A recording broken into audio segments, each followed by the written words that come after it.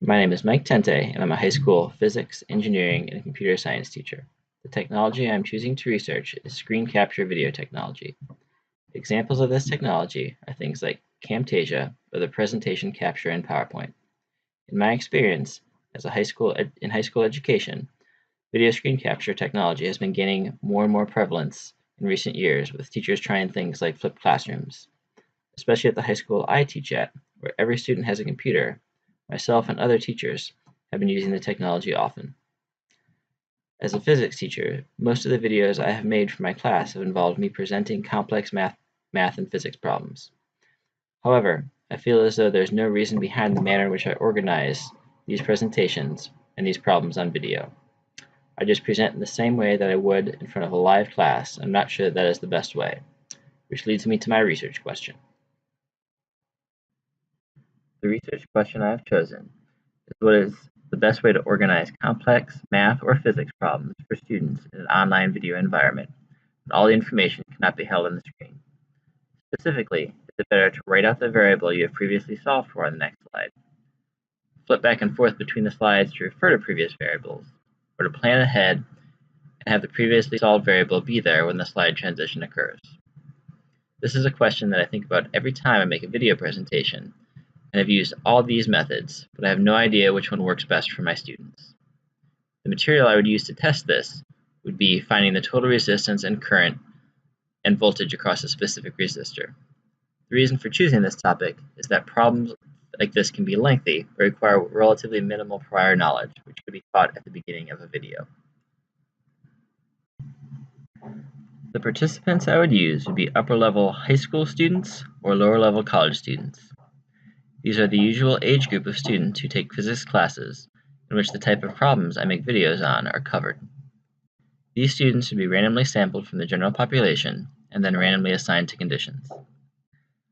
As with any study, the more participants the better, but with 3 conditions there should be at least 100 students to test. They would need to be screened for whether they had covered the material that is being used in a high school or college physics class, and then those students who had been exposed to the material would then need to be randomly assigned to different conditions apart from the other participants. The data collection method I would use would be a survey and a test.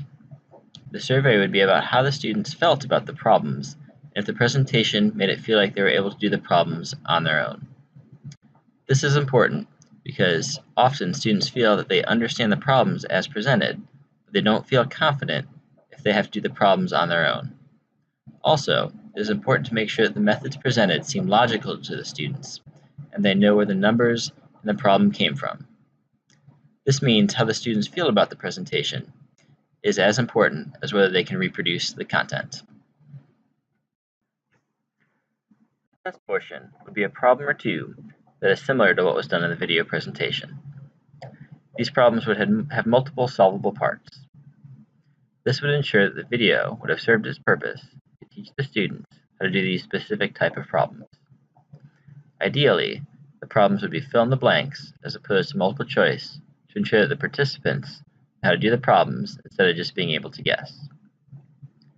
This should make establishing statistical significance among the different groups easier. It would also be ideal if the participants still had access to the video while trying to do the problem. Being able to review videos like this is one of the benefits of being able to post these online for the students to view. The procedure would be as follows. 3 videos would be made, one in which the variables are not carried over to the next slide, and the slide would be changed to the previous slide when the variables are referenced. Another would be one in which the variables are written down when the transition occurs from one slide to another. The last video would be one in which the variables solved in the previous slide are simply on the screen after the transition to the next slide occurs. Next, a group of about 100 students would be randomly assigned to each of the 3 videos I just listed, checking to see if any had prior experience with this content. Each participant would then be given a pretest, focusing on their knowledge of how to do problems that will be gone over in the video, to ensure that the video was responsible for any changes in their ability to work those kind of problems. Each participant would then watch whichever video they were assigned to. The participants would then fill out the survey about how they felt about the video presented, how the video presented the information, and given a short test on the problems. Lastly, after about a week, the participants would be tested over the material again to see if they retained the information over time. Test-retest reliability would need to be measured between the two tests, and the internal consistency reliability would need to be measured among all the tests. Validity would be need to establish to ensure that the survey questions measure meaningful things for the participants in the study. The data from the survey would be coded as shown here. The survey data would be coded so that a 1 would correspond with strongly agree, and 7 would correspond to strongly disagree. The test results would be coded so that each correct answer was worth 1 point. Measures of the essential tendency, like mean and median, would be done for the changes in participants' performance from test to test, along with the coded survey data. The variability of the data would be taken using the standard deviation. Lastly, an ANOVA would be done to see if there is any differences in performance that are statistically significant.